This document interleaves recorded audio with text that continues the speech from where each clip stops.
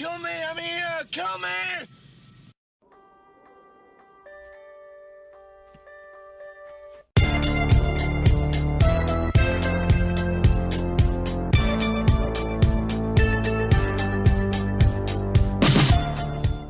Hey everybody, this is Matthew Movies coming at you with my thoughts on The Amazing Spider-Man 2.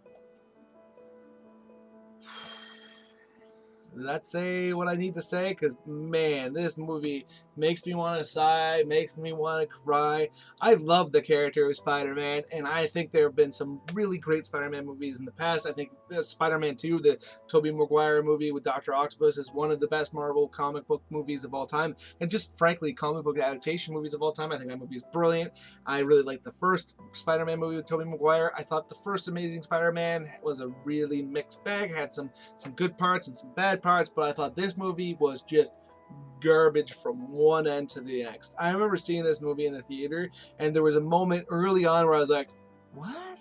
Like when Jamie Foxx first walks on screen and you see that character and you see the way in which they've done the over-the-top gap tooth and the hair and the whole nine, I was like, am I watching like an In Living Color skit? Like, I mean, I know the guy started off on that show, but man, I would hope that they would have a little bit more subtlety at this point of his career. And don't get me wrong, I think Jamie Foxx is a fantastic actor. I've seen him do just great work in other movies like Ray and the Horrible Bosses movies. I mean, the guy's done some really, really good stuff, and that list could have gone on, but man, was he bad in this movie. And you gotta lay that mostly at the feet of the director and the writer and the production people, because I mean, the guy can act his ass off, to be frank, and this, he is just really, really, really bad. And man, there are so many moments in this that just drive me nuts, that make no sense. I mean, the idea that they have those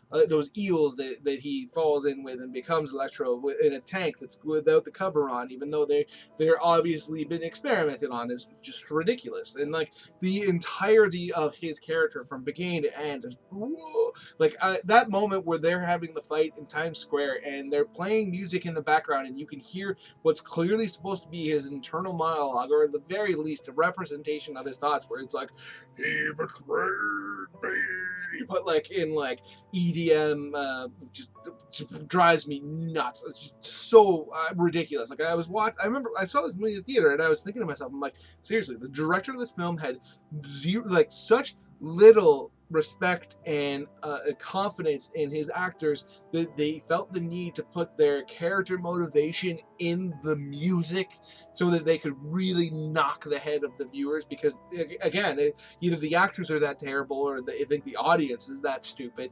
And then the character of the Goblin, I thought, oh, so brutal. The way they made him look at the end was just like, man, like I always thought back in the day that the way that they had Willem Dafoe as the Green Goblin was kind of ridiculous. I mean, he looked like a Power Rangers villain, right? But at the same time, I think that is miles better than his representation in this film, where he looks like kind of like this like scraggly weirdo kind of figure. And then his character arc is ridiculous. Like the whole thing with his dad having the illness that apparently took his life over like forever, but for some reason Harry, it's like almost instantaneous.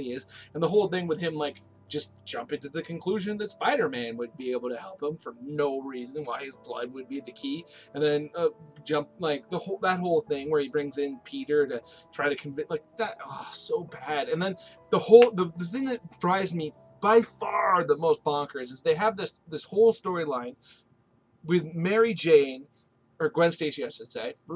They have this whole storyline with Gwen Stacy where she's supposed to have been heartbroken by Peter because her dad told Peter that he needed to stay away from her for her own good. So Peter breaks up with her, right? And I thought that was kind of decently set up. I mean, it's a slap in the face to anybody who read the comics and knows that's exactly the opposite of what Gwen Stacy's father, Captain Stacy, said to Peter when he died. But still, okay, whatever. Let's just go based off of the previous film. That was decently set up. So he has to break up with her in order to keep her safe. Yet he wants to still hang out with her and be friends. That is just the dumbest thing ever. How is that supposed to keep her safe? Like, so the whole idea was that that her dad was afraid that if people figured out who Peter was, that they would come after his daughter because they're involved, right? That holds true for anybody who he clearly shows affection for. If he's going and hanging out with her all the time, he clearly shows affection for her. People are gonna like her. The villains are gonna be like, "Ooh, we need to go get her," because it's gonna have the exact same effect. The fact that they're not making out makes no difference. Or a little bit more, I guess, makes no difference. It's just so dumb. And then the whole thing with like her in school, because I know when people get accepted into a school, they have like 2 days to get there, or 3 days, or 4 days, or whatever it is. That whole thing was poorly written, and like the big fight at the end was so the water somehow is what he uses to take out Electro. Like water doesn't conduct electricity, does it? That what? This movie drives me nuts. So many things about it that just makes me so angry. I mean, this video could have been much longer. I could have ranted much more because there are so many like logical inconsistencies, so many poorly written exchanges, so many poorly set up characters, poorly defined moments. I mean, just honestly, I don't know what there is in this film that anybody could possibly like.